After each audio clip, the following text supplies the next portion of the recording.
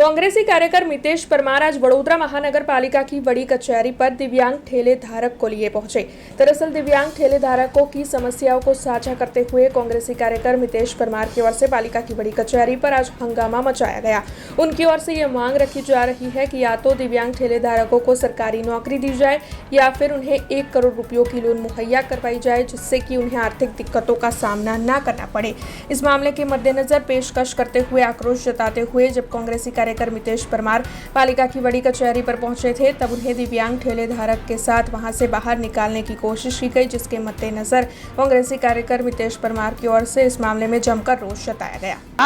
Gotri hospital છે ત્યાં લારી ગલ્લાવાળા આ સરકારે ભાજપ સરકારે મુકાયા, એ લોકોને 10,000 20,000 લોન બી આપે છે, પણ અંદર જે ગોત્રી હોસ્પિટલ કોઈ ધારાસભ્ય કે સંસદ ભાજપને એ લોકોને કેન્ટીન ચાલે છે ઓળખીતા નહીં, એટલે કે બહારથી લારી ગલ્લા ચલાવો, પેલાનો ધંધો નથી થતો।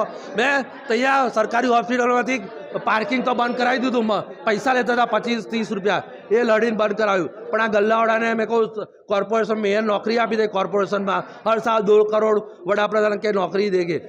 આ લોકોને લોન વડાપ્રધાન જ કહે છે કે હેન્ડીકેપને નોકરી આપીશું, લોનો આપીશું 25 લાખ 50 લાખ કરોડ રૂપિયા। આ લોકોને ઉપરથી શોષણ કરે છે, મા બહેનની ગાળો બોલે છે, હેન્ડીકેપના સરકાર સર્ટિફિકેટો અધિકારીઓ ફાડી કાઢે। કોઈ લારી ગલ્લા ના જોઈએ, ગરીબો આ બધા પાકિસ્તાનથી નહીં આવ્યા, આ બધા હિન્દુ છે, ભારતના બાંગ્લાદેશથી નહીં આવ્યા। મોદી સાહેબ, વડોદરાના મેયર સાહેબને કહું છું, વડોદરાના કમિશનરને કહું છું, વડોદરાના ધારાસભ્યોને, વડોદરાના ભાજપના કોર્પોરેટરને કહું છું, આ બધા હિન્દુ છે, આ બધા પાકિસ્તાનથી કે બાંગ્લાદેશથી નથી આવ્યા।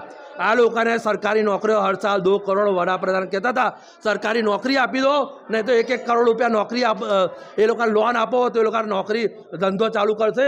તમને તો બધા નોકરીઓ મળી ગઈ, અધિકારીઓને મેયરને પૈસા મળે છે, કમિશનર સાહેબને અમારા ટેક્સના પૈસા મળે છે, બિલ્ડરો ઉદ્યોગપતિઓને તમે મળો છો, કોઈ મળવા આવે તો પોલીસનો કાફલો લાવી દો છો અને બધાને ડરાવો છો।